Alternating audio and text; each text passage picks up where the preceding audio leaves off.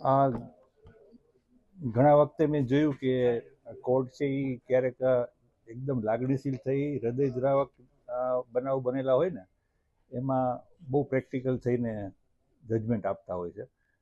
Generally અમે એમ કહી કોઈ પણ કોર્ટને એમ કહી કે ભાઈ આ કેસ ઝડપથી ચલાવો છે એટલે કોર્ટ હંમેશા એમ જ કહે કે ભાઈ જેવો ટાઈમ મળશે એ પ્રમાણે કરશું. પણ આ કિસ્સાની અંદર આ કિસ્સો એટલો બધો ભયંકર હતો કે બાળકીના પિતાએ લેટર લખ્યો હતો ભાઈ મારી બાળકીની આટલી ખરાબ હાલતમાં અને ખરાબ હાલત કરી છે તો એનો કેસ વહેલામાં વહેલો ચલાવવામાં આવે અને ફાંસીની સજા સંભળાવવામાં આવે.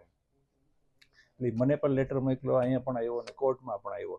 એટલે એ પછી અમે કોર્ટને રિક્વેસ્ટ કરી હતી કે સાહેબ આ પરિસ્થિતિ છે, જે રીતે બાળકીની હાલત છે, 7.5 વર્ષની બાળકીની હાલત કરી છે, એટલે એને કેસ વહેલો ચલાવવામાં આવે. એટલે કોર્ટને પણ એવું લાગ્યું કે આ એક ચોક્કસ પ્રકારનો કેસ છે એટલે એને વહેલો ચલાવવો જોઈએ. એટલે 34 દિવસમાં કોર્ટે તકસીરવાન ઠરાવી દીધો, જેમાં 11 દિવસ છે એ પોલીસ તપાસના હતા અને બાકીના દિવસો 4-5 દિવસ રજાના હતા અને 9 દિવસ છે એ આખો કેસ પ્રોસિક્યુશન તરફે અમે પૂરો કર્યો હતો. બાકી તો ગુર્જર સાહેબે આપણને કીધું કે શું શું પ્રોસિક્યુશનના પુરાવા રજૂ કરેલા હતા, પણ એટલું મને ખાસ મારું ધ્યાન એટલા માટે પડેલું છે કે જે કોઈ પણ બચાવ ડિફેન્સ છે એ લઈ શકે, બચાવ પક્ષે લઈ શકે, એના પહેલેથી જવાબ આપી શકાય એ પ્રકારનું ઇન્વેસ્ટિગેશન કર્યું હતું. એટલે જે કોઈ પણ બચાવ લે ને એનો જવાબ અમારે કાઢવાનો નહોતો, જે રેકર્ડ બનાવેલું હતું ને એમાંથી જ મળતો હતો. એટલે મારા તરફ પ્રોસિક્યુટર તરીકે જ્યારે મારે કોઈ મહેનત કરવી પડી હોય તો એ ખાલી એક જ હતી કે ફાંસીની સજા કરાવવી. ફાંસીની સજા આપણા ભારતના કાયદા મુજબ એવું છે કે રેરેસ્ટ ઓફ રેર કેસ, એટલે ચોક્કસ ઘણા બધા કેસો પછી જો એવું લાગે કે આને ફાંસી, અત્યાર સુધીમાં ભારતમાં ફાંસીની સજા 10-12થી વધારે નહીં થઈ હોય, સિવાય કે ત્રાસવાદી હોય, ટેરરિસ્ટ હોય. તો આ કિસ્સામાં આપણે સાબિત કરવાનું હતું કે રેરેસ્ટ ઓફ રેર કેસ છે, કઈ રીતે કે આ જુદા જ પ્રકારનો કેસ કે જેમાં ફાંસી સંભળાય, જેમાં હત્યા પણ નથી. આ કિસ્સામાં હત્યા નથી.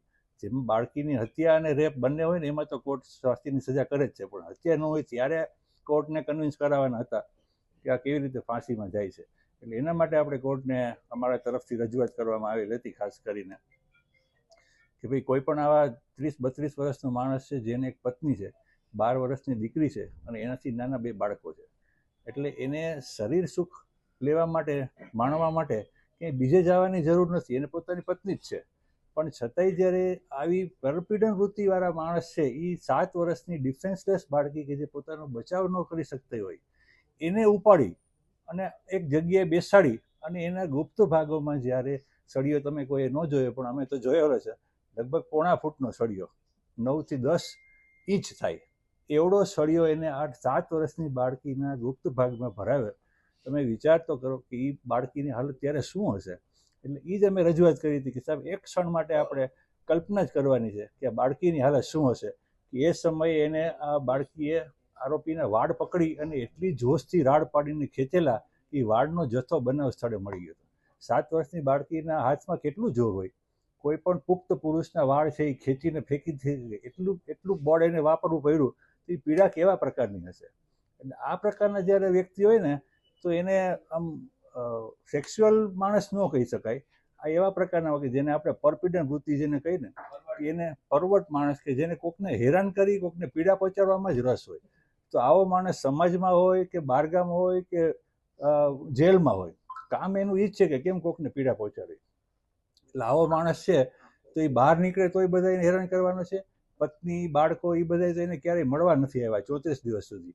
એટલે આ બનાવ જોઈને પત્ની બાળકો પણ એને મૂકીને જતા રહે છે.